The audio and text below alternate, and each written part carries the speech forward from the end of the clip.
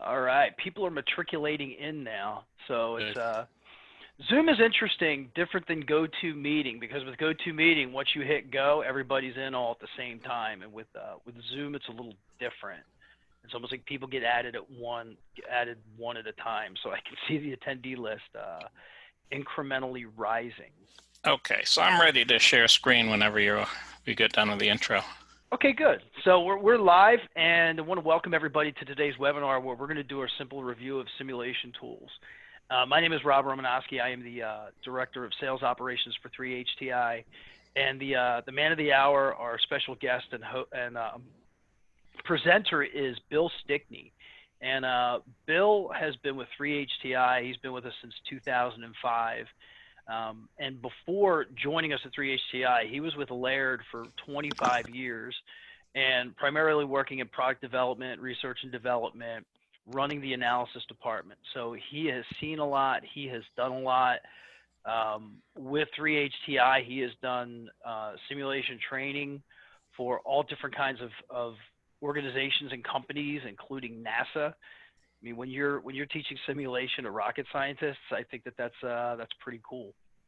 So anyway, everybody's going to be on mute during the presentation. If you have any questions, feel free to type those into the question box, and we will answer them. Before we get going here, I have a couple of questions I want to kind of poll the audience here. So I have two questions to ask. The first one is, what are you currently using? Do you currently use simulation or analysis software? And these could also be, you know, these should be one answer, but sometimes people think that it could be two answers, so feel free to answer that accordingly. The second question is, what is your perspective on simulation analysis tools?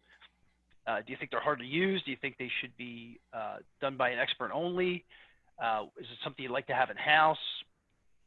Do you think that they're, you know, a little, you know, too expensive? Are there tools that you think could help your designers and engineers, or do you just have no opinion whatsoever on these things? How are you? Good. Listen. So we've got a few people, a few people still filling out the poll. Thank you. This is good stuff. So I'm going to end the poll, and I'm going to pass everything over to Bill. Let him take the con and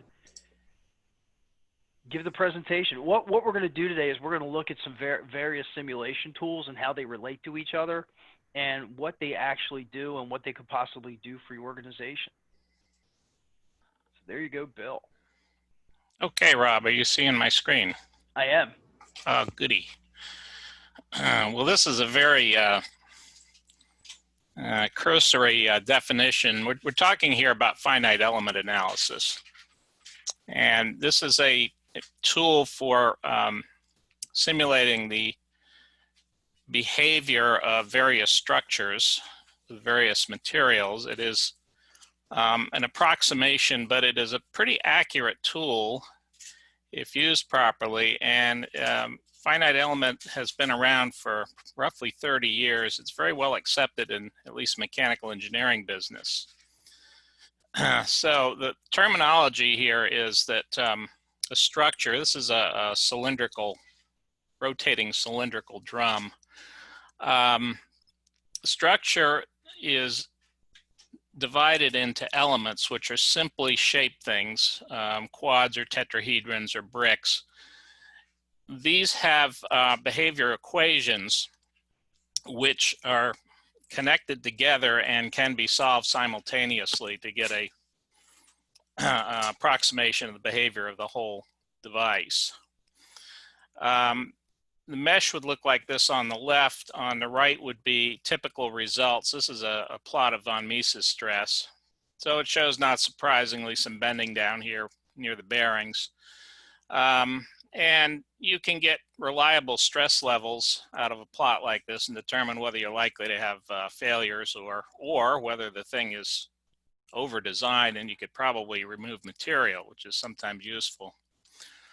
One thing to note here is this was done in Creo Simulate Advanced, and I used a tool here called a weighted link to attach from the bearing mount surface to a point because it's a spherical bearing. So we need to be able to rotate about a point. But if you use a point constraint on a model like this, you get singularities and it won't solve. So interesting tool for weaseling around that problem. Okay, moving along. Here's some of the reasons why people use FEA, and I'm talking here about mechanical engineers. This is structural FEA for the most part. In the old days, we didn't have FEA prior to probably about 1970. So things were designed all right, but they had to use hand calculations and build a lot of prototypes and test them. And you can eventually get a good design that way. But it takes you a while, costs something. So reason we might use FEA, big one here is item 1. This is faster time to market. And I used to work in the electronics business where you had like about a 2-year life cycle from start to finish. And if it took you 6 months to design something, a customer would not make any profit at all. It would be a disaster. So that's a big reason. And this, by the way, is not cost sensitive because people will pay quite a lot to get faster time to market. Another problem here is you're going to have to take these results and show them to somebody who may not be an engineer or may not be all that familiar with the project. And if you go in with a bunch of mathematics and hand calculations and things like that, they're either not going to understand them or they just won't believe you, especially if you're contradicting some belief that was held. However, FEA is pretty well accepted in the market, and people do consider it reliable. It gives you a nice picture of what's going on, so you can communicate your design better with FEA. And even though it is not an exact solution, it's pretty accurate and you'll get good results out of it. Other reasons, parts might be too expensive. If you got something, the size of a nuclear reactor, you don't want to build too many of those. Or they might be too small. That's the problem I had years ago. We were designing parts that were smaller than strain gauges. Well, you can't hardly use conventional instrumentation on those, but you can do simulation of anything. MEMS type stuff or huge things. Simulation tools work for basically any size. Or you're trying to measure things that are very fast, like crash simulation. This is the domain of the explicit solvers. And the problem here is it may be very difficult to do prototypes on something like that, particularly crash simulation, because you got to destroy things, cost something. Or you may have events that just take too long, and that would be a case where you're doing, for example, creep simulation. I want to find out if something I've made out of plastic is going to sag too much over time, but I don't want to have to wait 1,000 hours to get an answer. So there's various tricks you can do with FEA to do simulation of these things. So these are some of the reasons. I mean, there's probably others, but this is typical reasons. And there are a lot of different tools on the market. And the reason is because of different use cases or different users. Rob had mentioned NASA. I have done training at NASA, and I can tell you this. The rocket scientists use a tool called Nastran that was actually developed by NASA back in the 60s and 70s. And they basically told me that for designing things like rocket engines, hell will freeze over before they'll use anything but Nastran, because they have very high confidence in it. They've done a lot of correlation studies with testing and so forth. But not everybody there is a rocket scientist. There's a lot of people at NASA designing fairly mundane looking things that aren't flight hardware, like launch towers, transporters, simulation for the neutral buoyancy simulator, all kind of things like that. And a lot of them are using Creo Simulation extension, what used to be called Creo Mechanica, or Pro Mechanica actually. They do have the advanced version, don't all need those capabilities, but it's a good tool for very ordinary things like that, and they're having good luck with it. So this tool is accurate enough. It's easier to learn, easier to use, cheaper to operate, has a lot of good attributes. Whether it is accurate enough to design rockets, they don't think so. I'm not so sure. It might be. But nevertheless, a lot of people doing work that aren't doing rockets. All right, so here's a list of tools we're going to look at. And this is up to date as of this week.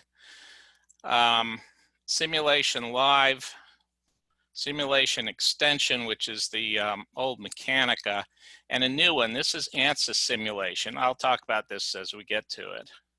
I'm also going to talk briefly about some of the high-end solutions, which would be the ones I'm mentioning here, Abaqus and ANSYS.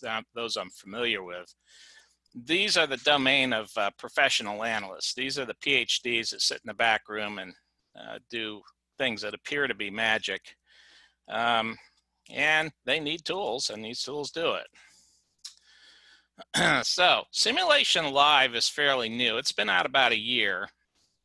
And it's a tool that was developed by Ansys, and they have partnered with Creo to embed this into Creo Parametric.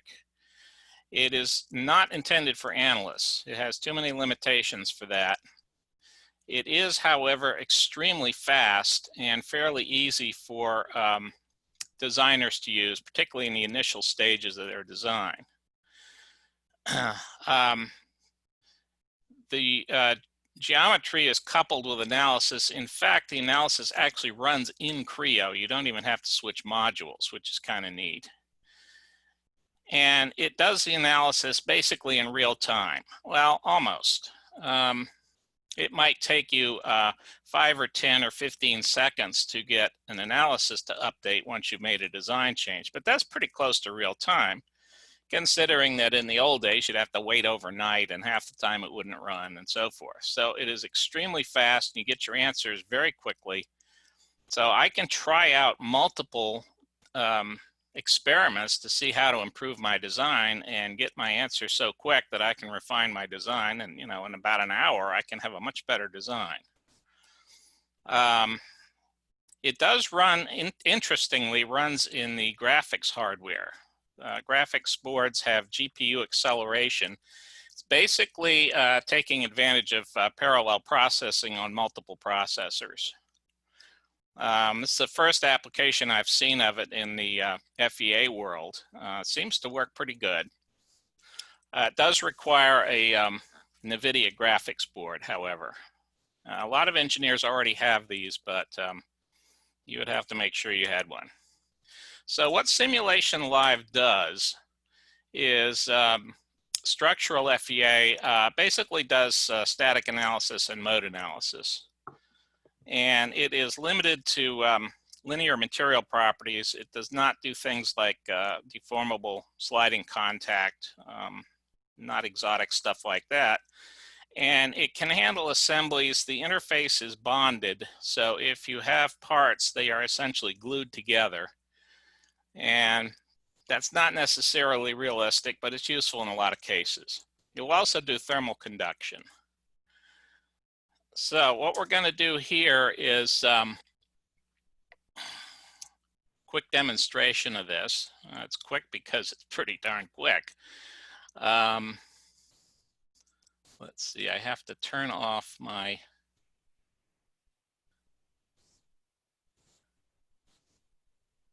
well, I'll tell you what, I'm just going to overlay Creo on top of this. We'll do that. So here is Creo Parametric. Hey, Bill, we're still seeing the slide with Creo Simulate Live. Still now? There we go. Can you see the Creo now? Yeah, we have it now. Okay. There's a little bit of lag in getting these things to overlay. Sorry about that. No worries. They keep changing the versions of PowerPoint, and controls that used to work one way work a different way now. It's quite annoying, I think. But, Microsoft is always trying to keep us on our toes.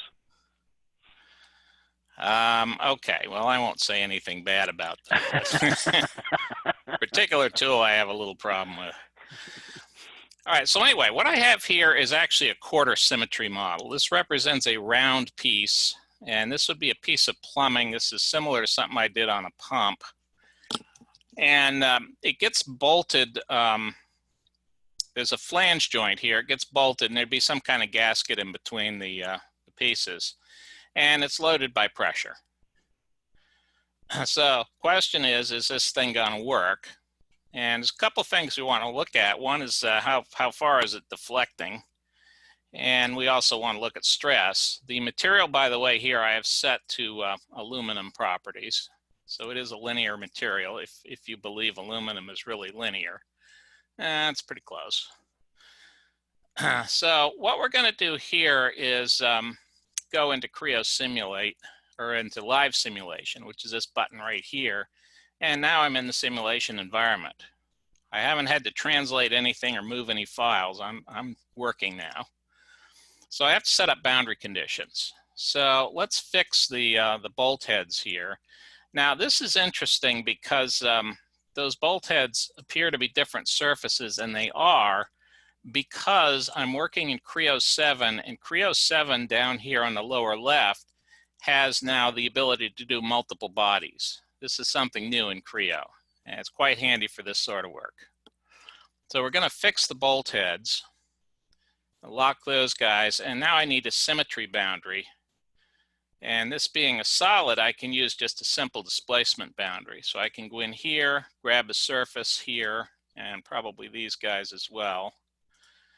And if I constrain that in Y and leave it free in the other directions, that's a symmetry boundary. So we'll do that. We could also give it positive displacement, but that wouldn't be correct here. And we'll do the same thing on the other one. So we'll grab this guy here and here. And in this case, we want to constrain it in X and free in the other directions. So we do at least have to understand how symmetry works, but it's not very complicated. Now we got to apply load. And we have a variety of loads here. We can do gravity, we can do steady state rotation, which would be centrifugal. In this case, I want to do pressure load. So we'll pick pressure, we'll pick some surfaces in here like that and give it some pressure. This would be, let's see, it's in PSI, and that's because of the units that I'm doing my modeling in. Although I think you can change that. So I'm going to give it about 200 PSI. Seems to work pretty good in this case. All right, so that's the preparation we need. Now we press the run button. Takes a little bit to get started, and once it does, it'll give us some results. And it's already giving us results. So this is stress, this is von Mises stress. So we're seeing a little bit high stress up in this area, we're seeing some bending up there, and we're seeing exaggerated stress around the bolt head. That's probably not quite right, but we can ignore that. And then we can take a look also at deflection, which I'm going to do here. We'll go look at deflection, deformation, and we'll look at deformation in Z. D to D, that's Z. Okay, so we are moving about 5.7 thousandths in Z. Now I have the ability here to put markers in. So I'll do a probe right here, and we'll save that guy. So as I make changes, I can keep looking at this. This looks very much like the measurement tool in Creo. I'm also interested in this guy down here. I guess I have to say okay there. So I'll put another one in here because my issue here is I'm afraid that the flange may try to deflect and break contact with the gasket. So I want to make sure that I'm kind of reducing that and not getting too much there. And if you want to see what this looks like, you can also animate it. Now, I don't know how this is going to look on the Zoom link, but that thing is wiggling up and down. And what you're going to see here is that it is in fact pulling up on this flange. So that may be something we'll have to deal with. So now we'll make some changes. One change is that I noticed from that animation that we're getting a lot of flexing in this area here. And in fact, what's holding this thing in position are these ribs. If I were to get these ribs closer to the bolt holes, I bet it would get stiffer. So that might be a good thing to do. Well, I can change that. I can go in here and grab, let's see, this is connected by datum planes here. So we want to grab that one, change its angle. I'm going to give this 10 degrees instead of 22 degrees. So here's 10 degrees. And now you see I've moved the ribs. I moved both of them because I have a relation in there. And now we can rerun it. In fact, it's probably already running. There we go. Now it's running. So this changed a bit. It was about 55. Now it's about 52. So not real dramatic. If I wanted to make a big, huge improvement in this, I'm going to have to do something a lot different than those ribs. Those might need to be wider or hollow on the underside or something like that. But I could try those things out pretty cheaply. Note also down here, this hasn't changed a whole lot. That was about 003 something. So we didn't screw that up too bad, but on the other hand, we didn't improve it here either. So now that we have this big span in here, if I were to stiffen this guy, this flange, I might be ahead of the game. So I can do that. I'm going to make a new feature. So we'll go into back to modeling here, and I'm going to do a revolve feature. We'll grab this sketch, and we have to grab the axis of revolution. I was trying to make a full ring. I only want 90 degrees worth, and probably in the other direction. And something new in Creo is I have to tell it which body to attach to. Right now it's trying to attach to the bolt holes. In fact, I want it to attach to body 1. So now I've gotten that rim in there. And if I want to make it a little more realistic, I could put a fillet in there. So maybe a round. Grab this guy here and maybe make that about 60. Something like that. And now it's rerunning. And here's my new answers. Well, actually, that stiffened it up. I think I had about 53 mils here, or no, 5.3. I'm down to 5.1. And look, this got stiffer. This was about 3.5. Now it's down to about 2.5. So that rim did some good. So maybe some variant on that is, in fact, something I'd want to do. Not necessarily intuitive until you see it in real life, you know, and see this animation. And now you can kind of see what it's doing and have a better feel for it. So the animation's useful. If a picture's worth 1,000 words, an animation's probably worth about 10 to the 5th. But I can take this into somebody who's skeptical, and now they can really see what's happening, and you might get somebody to actually change their mind and admit they didn't do a good job, and this is better. So that's the sort of thing you run into with FEA. There's an element of showmanship, I think. All right, so we'll turn that off. It doesn't store the results. It's so fast you don't really need to, and it's really not intended to generate long-winded reports, although you could certainly capture screenshots or even animations off it if you wanted to. So that's Simulate Live. So I'm going to move this window out of the way, and we'll get back to the slides here. It's a pretty neat tool. Rob, are you there? Yeah, nicely done. Okay. So far. It's a neat tool if you use it within its capabilities. But like anything in FEA, if you try to do things it's not designed for, you're going to probably get into trouble with it. Yeah, and that's the thing that we always do at 3HTI, and what Bill always does is, you know, we're going to be 100% honest and truthful about what the capabilities are of any tool, because the worst thing that can happen is you can, you know, make an investment and then not have it operate or work the way that you thought it did. So we go the extra mile to work with you, work with our customers on finding the tool that, you know, is going to meet their needs, that's going to accomplish and solve the problem that they have. All right, the next tool I want to talk about is now called Creo Simulation Extension. These names, by the way, are hot off the press. They released a new tool literally this week, and they renamed some of this stuff. So those who've been around the Creo and Pro E world for a while would recognize this as Pro Mechanica. And it's still out there. There's been improvements, and it's still a pretty good tool. It's extremely good value.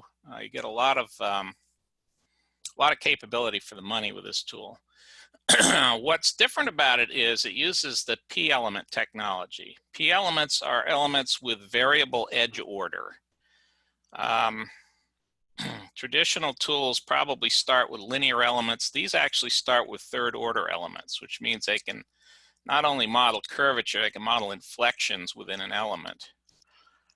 Consequently, the elements are less stiff than normal elements, which means you can use mesh that's not extremely good and get decent results out of it. The intention here is that you don't have to do any mesh refinement and you can just knock stuff out. That's a little optimistic, but on the other hand, if you spend about 2 minutes doing mesh refinement, you get pretty good results out of this. Meshing is fully automatic, and you can apply rules for things like aspect ratio and element size. So there's ways you can improve the mesh. The reason you would need to improve mesh, by the way, is probably not to get better answers. It gives you pretty good answers, but you might have trouble trying to convince anybody else that you got the right answer. If you show this to an analyst, who works with high-end tools all the time, they're going to look at that mesh and say, you can't possibly get good results out of that. Well, why argue with them? Just improve the mesh. You'll never win the argument. Anyway, Creo Simulation is integrated. It's a add-on application to Creo. It does not work in the Creo window exactly. You have to switch back and forth from the modeling window to the application. But it's very quick, and everything's fully coupled. And very similar to what you just saw, I can make changes to geometry in the modeler and go back into the analysis tool, press the run button, and get new results. So it's fairly fast. Runtime's not as good as Simulate Live, but it's quite good. Usually on simple stuff like you just saw, the runtime might be a minute or two, which is still going to give you many, many chances to do design refinement in a single day. Does not run on parallel, doesn't run on graphics either. It runs in the background, uses regular computer memory, and you need a good deal of it to get it to run fast. We recommend, well, it's capable of using up to 16 gigabytes, so you probably want to run it on something bigger than that. But most engineering workstations now have at least 32, so that's really not too big of a limitation. And there's a viewing program built in to let you look at results, and it does all sorts of useful things. So the trick here is, the thing that's really unique about this is the P element technology. All right, now things it can do. In addition to solid elements, it can do shells and beams. That's important because a lot of structures can be simplified greatly by using shells and beams. Things that are thin like sheet metal seem to lend themselves to shells. And if you're doing an assembly, particularly something like a mechanism where you might have hydraulic cylinders or things like that, you can idealize them as beams. Also fasteners sometimes. So it cuts way down on the amount of analysis required to, in this case, analyze things you're not really interested in. You already know what hydraulic cylinders do, so all we need to do is put the right stiffness in. I can do that with a beam element. Other idealizations include masses and springs. That's important, particularly in mode analysis where you have to account for the mass. Simulate Live doesn't allow mass. If I have to add it because I'm bolting some purchase component on, got a problem with that. But here we can put in a mass idealization. Most tools have this. And it does quite well with assemblies. The connections could include bonding. which we saw previously. It could also include deformable body contact, where things are stiff in one direction and have no stiffness in the other, actually break contact. We also have a nice tool for bolt idealizations. This is based on spring elements, and a lot of structures have bolted joints, so we have a good way of analyzing those. And we can also subdivide into regions. Now, this was very important prior to Creo 7. We now have multiple bodies that do essentially the same thing, but prior to that, you could cut up a model into smaller pieces, and there were good reasons for doing that sometimes. And you can do mesh refinement. Like I talked about this already. Not necessarily required, probably wouldn't do it on your first pass, but if you need to get presentable results to people that don't believe in P elements, you can do it. Of course, it's going to run a little slower with a lot more elements, but probably acceptable. Good trade-off. Now, this is the new one. This was literally released this week. This is Creo ANSYS Simulation. It looks very much like Creo Simulate in that we do our modeling in Creo and then we go into a add-on module to do the analysis. So it's integrated back to the geometry. It uses the ANSYS solver, however, or some subset of it, and it uses the traditional H element type solution. So people that have good experience with H elements and understand them, now we can use them. Now, the downside of that is that you have to be very careful about your mesh. So we do have tools in here for dealing with mesh. The meshing is automatic, but we can put in rules again for things like aspect ratio, density, element size, and many others. And in fact, you can make a pretty good mesh without spending a whole bunch of effort. One of the nice things is, because it's coupled to Creo, if we decide that we need to go in and defeature the model by taking out some fillets or something like that, we just pop back into the modeler, suppress what we want, back in here, and we're going again. So it's very, very quick for doing mesh, much easier than exporting geometry, which is the old method. It also does shell and beam elements. It also has idealizations like mass and springs. And right now it's set up to do static and mode analysis. It does, however, do large deformation. This is a nonlinear solver. Nonlinear materials are not supported in this release, but large deformation is. So that's actually an important thing. If you have structures with a lot of shell elements and you need to use a nonlinear solver, this would work where Creo Simulate wouldn't, because it can only do nonlinear with solid elements. And we have a new way of assembling, putting assemblies together. They have a technique called a joint. And I actually have not seen these in action yet, so I'm not sure how they work. It probably has some similarity to what we see in Creo Simulate, but there may be some other good tricks that it does. So I'm looking forward to getting my hands on this, but I didn't actually have time to do it this week. They're going to add a lot more stuff to this. This is a first release. They're going to add nonlinear materials. They're going to add contact. All that kind of good stuff will be coming out probably in Creo 9, I think. So if you're interested, stay tuned. It's going to get better. All right, so don't have anything I'm going to demonstrate in there, but what I am going to talk about next is the Simulation Advanced extension. This is the high-powered Pro Mechanica that's got all the goodies in it. And this is a pretty good tool. I'll tell you what, this is, for what it does, it is a very, very good value, because if you had to buy something like ANSYS Mechanical to do this kind of work, it would be quite a lot more money. So if you can do what you want with this, it's a good tool. It does a lot.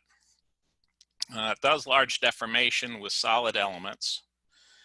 It can do preload, which is useful mostly in mode analysis. We take a structure and apply load to it, like pressurizing it or giving it rotation, and then we can do mode analysis. So analogy is like tightening up a guitar string, I think. We'll do buckling, which is extremely important sometimes. We'll do 2D, and it does optimization. Now the optimization here, this is parametric optimization, where we can set up dimensions and parameters in the Creo model and have the simulation advance change those numbers during the run, so we can go through multiple cases and try to converge on some value, which is usually reduced mass, while maintaining limits like stress or mode frequency or something like that.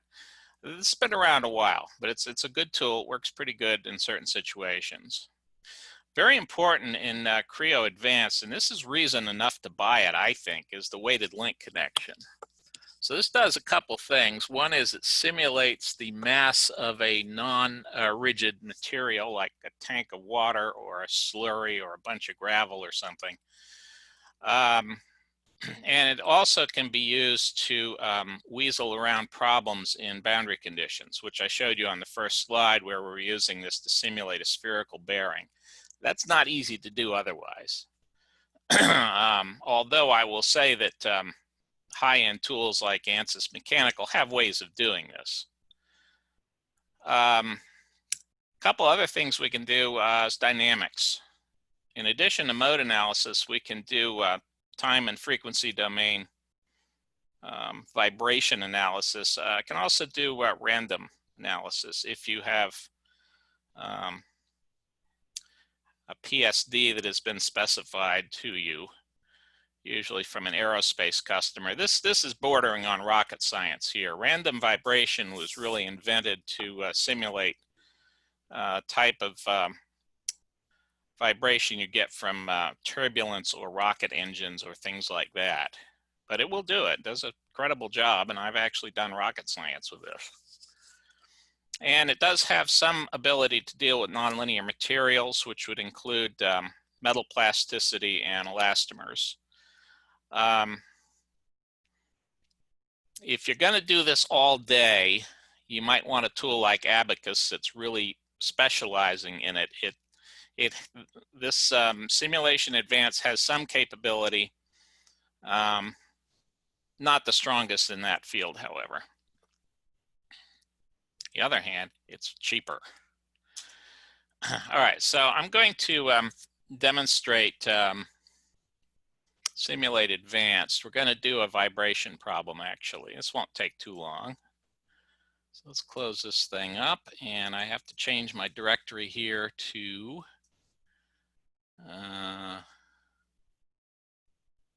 that one. All right, so let's bring this one up.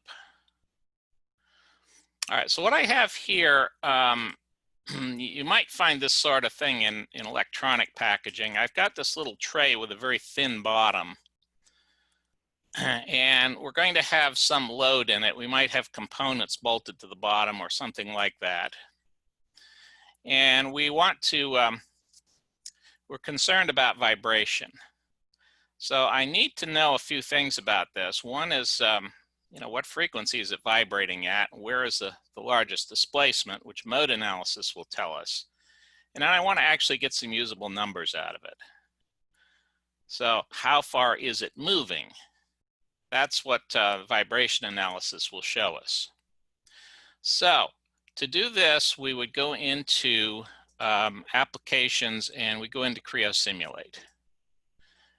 The machine I'm on has the advanced license, so we have these capabilities. And I already have some boundary conditions put into this thing. I also have material assigned. The material is aluminum in this case. So what I did here was I went in and constrained these bolt holes. Probably good enough for vibration. Now, you could argue that, yeah, it's a contact problem. However, you can't do contact with vibration in this tool. So what we're going to do now is give this thing some mass. because we have to account for whatever mass is attached to the bottom here.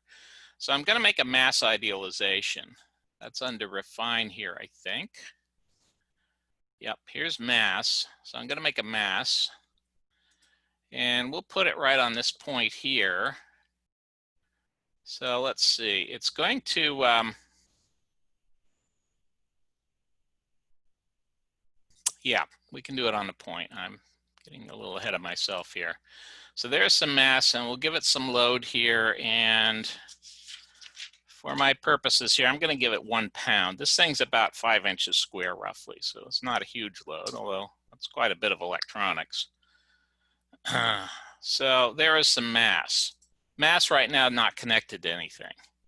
Now the trick here is we want to connect this mass to the bottom, but we also don't want to change the stiffness of the bottom. So I can do that with a weighted link. That's this tool up here. And what I can do here is I can go to surfaces here and pick this surface. Now you could subdivide this into a smaller chunk if you wanted to. And now I'm going to select the reference point, which is this, this point right here. And okay, and it doesn't show us much. It's got that little symbol right there. But that actually connects that mass and distributes it over that bottom surface. And the distribution is based on the size of the elements. So it is actually putting the load on nodes, but it is apportioning the load based on how big the adjacent elements are. Algorithm seems to work very well. You never even notice that it's doing that, but it is. All right, now, the next thing we want to look at is the mesh. So right now, if I were to click on this guy, it would give us the default P-element mesh. And it would look something like this. And that's actually good enough to run. You'd probably get decent answers, particularly on something like a vibration analysis where we're not trying to nail stress too accurately. However, I can show you how you would fix this, because if you showed this to an ANSYS guy, he'd probably throw you out of the room and say, that's no good, you can't do that. So why argue? What we'll do is mesh refinement. So all you usually have to do here is give it maximum element size, and we'll do it for the whole component. You can also do it for individual surfaces. And the element size in here might be, let's say, 0.4 inches, something like that. And now if we were to remesh the thing, it would look better. So while you may not have to actually do mesh refinement, if you do, it's not very hard. Probably worth spending a couple minutes on. So we're good to go there. Now, the only other thing I would look at here is that that bottom is thin. And one of the things you do in this situation is possibly make the bottom out of shell elements. So I'm going to do that. We'll go to shell pairs over here. And we'll pick surface here. It automatically found the bottom, although you can pick it manually if you really have to. And we're going to place this on the top surface. It's going to pick up the material from the part. That's good. So we'll say, okay, and now I have defined shells. If I want to see what they look like, I can do a review. Go to original geometry, apply, and now it's showing the shells in green. So the bottom of that thing is now shell elements. Now, shell elements are simpler elements. They have fewer degrees of freedom, and it's going to solve faster by using them. Whether it be really worthwhile in this case, you could go either way, but I want to demonstrate the capability. It's useful. So here's what the mesh would look like. We'll go ahead and mesh this. And it's going to remesh this every time it runs, but I like to preview the mesh and make sure it's not awful. And it's pretty good, actually. That's a decent mesh. I think we'd be fine with that. In fact, we could probably make the elements in the bottom bigger here if we wanted to, but not worth the bother today. All right, so we're good to go there. And now we can run some analysis. So what I'm going to do here first, since this is vibration, I'm going to run mode analysis first. So we'll come up here and we'll define a mode analysis. Here's new modal. Give it a name that we can recognize. So this is housing 3 modes. And we could run this. I'm going to look for 4 modes here, although in this case, probably the first mode's the only one that's really going to be interesting, because you can pretty well guess that the center of this thing is going to bounce up and down. And in fact, I've put measurements there to get hard numbers out of. The only thing I got to do here now is allocate memory. This, by the way, can be changed. I probably should have done that on this machine, but I'm going to give it full use of memory. I have more than enough here. And now we can run it. So this run takes a small amount of time here. Click here. We'll run diagnostics. If there's anything really wrong with the mesh, it'll tell us. Worst cases, it won't mesh at all if there's something seriously wrong. Usually meshes pretty fast. And I can also get a look at it. It has this printout with a lot of information. It shows you with the edge orders that it's using. Starts off at order 3, went up as high as 8. And here's the results. It's vibrating at 337 hertz. All right, so that's a problem, because I might know from experience that in electronics, we don't want anything vibrating that low a frequency. We'd like to get it probably over 500. Just as a rule of thumb, depending on what you're doing, but that's too low. So I got to stiffen this thing up. So just to show you that this has kind of a similarity to the Simulate Live, I'm going to exit Simulate, go back into Creo Modeler, and I'm going to add a feature in here. And what I'll do is put a little rib on the inside. I'm going to do it with an extrude. And we'll make a surface. I'm actually going to build surfaces on here. This would be a shell problem, really. So I'm going to make shell elements on that surface. So that's good. We'll accept that. Go back into Creo Simulate again. So it's common to go back and forth from one module to another here. Again, not quite as fast as Simulate Live, but pretty good. And then we'll go in here and we will build a shell element. We'll build it on this surface, and we'll give it a thickness of maybe 0.06 inches. That's probably a good one. Say OK there.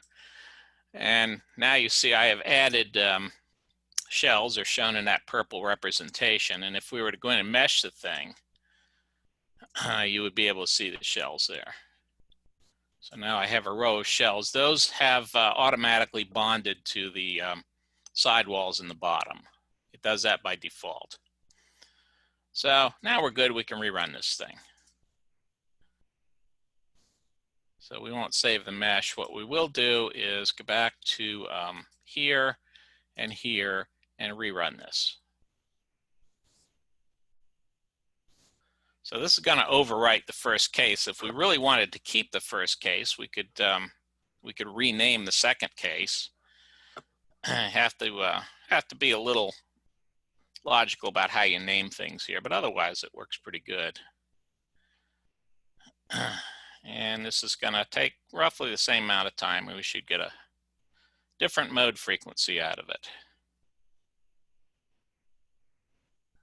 See, I like this mass idealization in this case, because what I don't want to do is have to model a bunch of purchase components. That's really a very unproductive thing to do. All right, so now if we take a look at the modes, we see our frequencies up to 600 and something. So that made quite a bit of difference there. If you want to see what it looks like, we go into the viewing program. So here's the viewer. And in this case here, now I'm on my other screen right now. I'll bring this over in a second here. So we'll say OK there. And I have to shrink this. Hold on, I'll get this. Here's my viewer.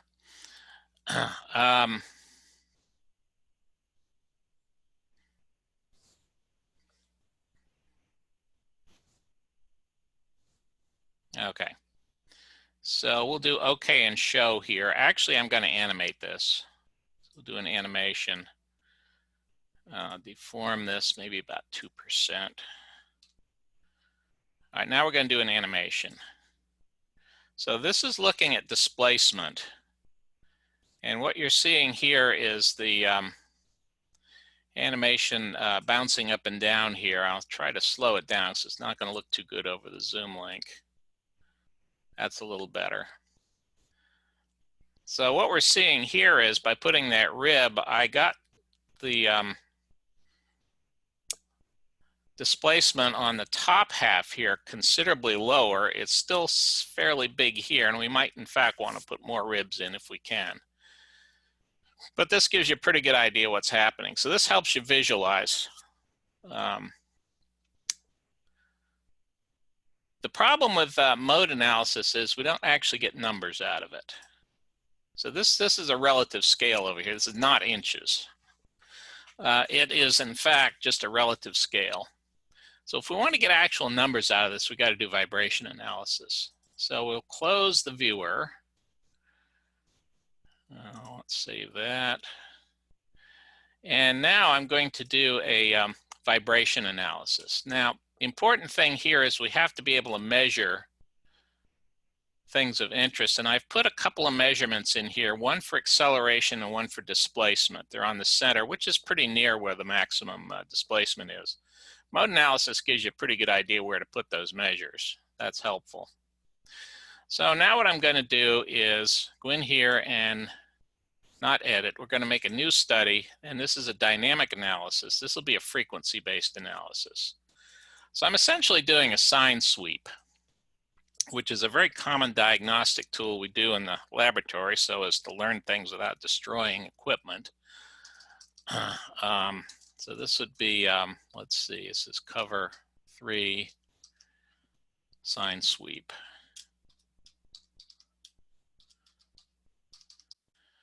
And I have to, I'm going to give it a direction. In this case, let's see, that would be in the positive X. No, I'm sorry, be in the Z direction. So that's a unit vector to just define the direction, and then the actual magnitude is down here. I'm going to do this in G's, which is a grav. We'll give it a 1G. And uniform amplitude, that stuff's all okay. We don't know any more detail in this anyway.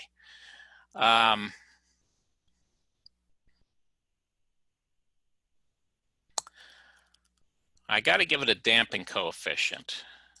This is in percent. Experience tells me that 5% is about right for this kind of structure.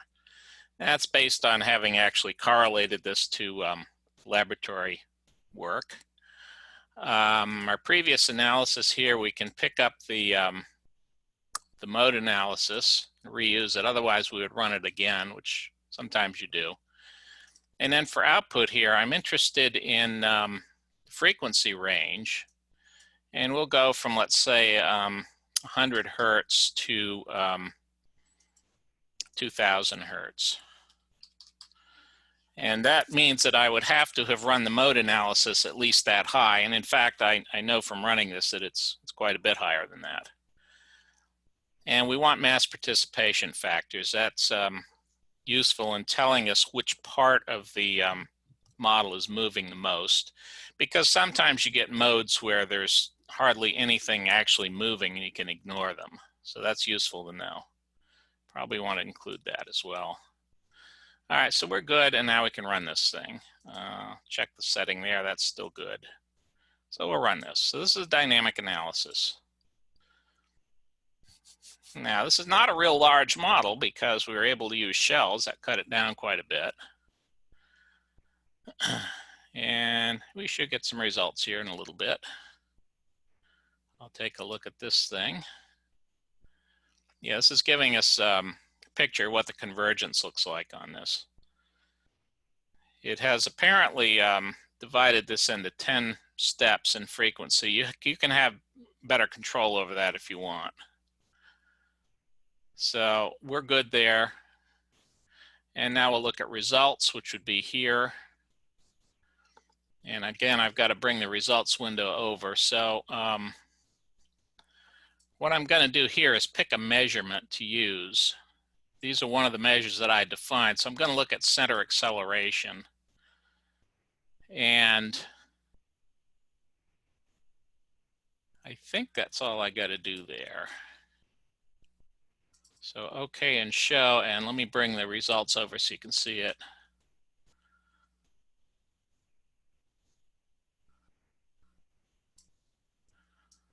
So that's the kind of plot you get. Now, this probably wouldn't excite a manager, but guys that work in vibration just absolutely love these kinds of plots. And it's telling us useful stuff here. In fact, that's actually in the wrong unit. This winds up being like about 15 Gs or something like that. So it's actually quite a bit of vibration. We'd rather like to do something a little different there in reality. Let me edit this thing. I'll show you displacement. It would look similar. So here is displacement. OK, and show, and here's our displacement. Now the first item here, that's some anomaly. That's not real. But up here at the first mode frequency, you see we're getting a displacement of, and this is in inches, that's about 1/1000th. So although it looks horrible when you go and do the animation, in fact, it's hardly moving at all. And this is very important because I may have solder joints in here, and I want to make sure I'm not moving far enough to actually break joints. So now I can look at this and say, yeah, I'm not going to break any joints in there. We're good enough. So that's kind of results you get from dynamic analysis. All right, so let's close this. You can export this also. You can get it into Excel and make nice looking reports with this if you need to. Okay, so I'm done with this part of it. Hey, Bill, just to let you know, we're on the hour, so we're running a little over. Yeah, I won't be much longer. Cool. But I think the point is what Bill's trying to show with Creo Simulate Advanced as well as with Creo Simulate Live. Like, even though he is an expert, he's been using all these different tools for years. That these are tools that that an engineer can use, that a designer can use, and for some companies it's going to be your only source of analysis. For other companies, it could be a secondary source, so that when something reaches downstream to that expert, that there's going to be little to no changes whatsoever. And because as Bill stated earlier, time to market is the biggest metric that you see a time savings with in using analysis tools, specifically when you design up front, because if it reaches the analyst and then it has to come back to the design shop, it's always going to take longer. So if the designers and the engineers can work with something and have a tool to design a better product, it's going to get out the door faster. So with that, I'm going to let Bill go into the next segue, talking about these higher end tools like Abaqus and Ansys. Yeah, this is the last slide I'm going to show here. These are tools that have been around a long time. Abaqus dates back to the 70s. I think Ansys probably to the late 70s, early 80s. Abaqus came out of Brown University originally. It was marketed for years by, well, company name was HKS or something like that. They were acquired 7 or 8 years ago, maybe 10 years ago even, by Dassault Systemes, which is a French company. And they bundled it with a bunch of other tools and are marketing it. And Abaqus is still quite a good solver. It's been matured over years. Ansys is still an original company. It's Ansys Incorporated. They're out near Pittsburgh, and they've got a bunch of PhDs out there designing code. It's quite impressive, actually. But these are the high-end tools that professional analysts are going to use. The guys in the back room with fancy degrees that are making big reports, and they're telling us, yes, this is going to work, or no, it's not going to work, and they're able to determine it with enough confidence that they can make decisions based on it. See a lot of this in aerospace, actually. Automotive uses a lot of this too. But the thing that's different here is the element libraries. They have elements for all kinds of things. You know, they have cylinder elements, they have elements for adhesive joints, all kinds of different stuff, elements for nonlinear, special elements for elastomers. They also have, and this is different from the Creo products, is they have nonlinear shells and beams. In Creo Simulate, even the advanced version, the nonlinearity is restricted to solid elements, or actually 2D elements also. Abaqus has something called general contact. This is neat. You can have bodies touching each other, and you just say they're in contact, and it makes contact interfaces. So you don't have to do anything like picking surfaces, although you can. Some of the tools also include things like hyperelasticity, which is elastomerics. We'll also do metal plasticity, and that would include calculating residual stress from forming. We can do viscoelasticity. These would be rate-dependent materials. A lot of thermoplastics do this, and one of the aspects of this is creep, which is quite important if you have something under load for particularly high temperatures. And they also, both these tools can deal with composites. So if we have laminates or layered composites, we can get good results out of that. So if you're designing with carbon fiber, this might be the tool for you. They do vibration, probably have more capability than what you just saw. And this is neat. This is crash simulation. Basically, explicit solution is a velocity-based solution. So you don't give it displacements, you give it velocities, which is kind of a weird way of thinking, but it's quite impressive what you can do with it. So events that are happening very, very quickly, and particularly if you have bodies that are not fully constrained, which normally would go into rigid body errors, you can solve with these tools. And they can, in fact, deal with plasticity. So that would be crash simulation, because I can have bodies flying through the air, hitting each other, and then getting permanent deformation. Very impressive capability. It, by the way, does not run particularly fast, but if your alternative is building things and smashing them, it's still a good thing. And a lot of these tools can do, both these tools, in fact, can do multi-physics. We can couple, in addition to structural, we can couple acoustics, electromagnetism, you can give it thermal boundary conditions, you can use them in fluid dynamics problems. So you can do combinations of these things, which is quite powerful. So anyway, these are good tools for, you know, professionals that need to use them. Not something you want to put in the hands of a, you know, a front-end designer. Not that they couldn't use them, they probably could if they spent enough time training, but they're expensive tools. And if we can do a lot of the work with something cheaper, we're ahead of the game. And that's why we have these tools that you saw earlier, where a front-end designer can improve a design to the point that it's not going to need much of this, and get you to market faster and cheaper, and probably with better stuff. So that's what I can tell you about the these high-end products. What we're hoping is that the Creo ANSYS interface will give us more and more capabilities from the high-end ANSYS mechanical solver, to the point that we can do real serious, you know, PhD level analysis inside of Creo. Hope it gets there. It's going in the right direction. We'll see. Yeah, that'd be pretty exciting. Yeah, it's cool stuff. So that's all I have. I'm going to turn off my screen. Cool. Well, thanks, Bill. If anybody has any questions or anything, feel free to type those in the question Q&A box. I'm actually going to share my screen real quick. Show my taskbar.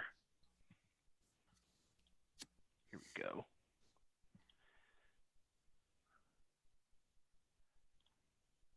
There we go. So I want to thank everybody for attending today. If you want to contact us, if you have any questions, feel free to just send me an email or send us an email at info@3hti.com. You can call us toll free at 866-624-3HTI. You can call me direct on my line. Or if you just respond to the emails that we sent out to you for inviting you to this webinar, they'll come directly to me, and we can be more than happy to answer any questions, give you a more in-depth demo on any of these products that we discussed today, or just have a conversation about what problems you're trying to solve and figure out what solutions might be the best. And, you know, there's a lot of cases where people have a problem, but it's not something that they necessarily need to buy the software. And, you know, we can do the analysis for them, for you, and help solve that problem. And then that way there's not, you know, the investment of a software that you're going to use, you know, intermittently. If it's a situation where it's something you're going to use continually, we can train you specifically to what your needs are and specifically to the problem that you're trying to solve, so that your staff is up to speed with specifics and not necessarily learning things that they're not going to ever use, but staying focused on the tasks at hand, the problem that needs to be solved, and also learning some tips and tricks from an expert like Bill. So with that, I want to thank everybody for joining us today. Actually, there is one question. Try to understand which packages, if any, are included in the Creo Design Advanced or Creo Essentials level of licenses. With all the renames, it's hard to pin down. So Bill, there is a if you can talk about this at first. So in the base license of Creo Design Essentials, it does come with simulation, but it's very limited. Can you explain what that is? It's a teaser. It basically gives you a limited number of solid elements that you can do static analysis with. If you got to do any serious work, you're going to need the simulation extension. So the next question, I guess, was whether that's bundled in, and I do not know the answer to that. Yeah, so Creo, so basically Creo Simulate is in one of the advanced bundles. But what I would suggest is looking at what that bundle provides, because it might be more cost effective to buy Creo Design Essentials and then buy the Creo Simulate or Creo Simulate Advanced extension separately.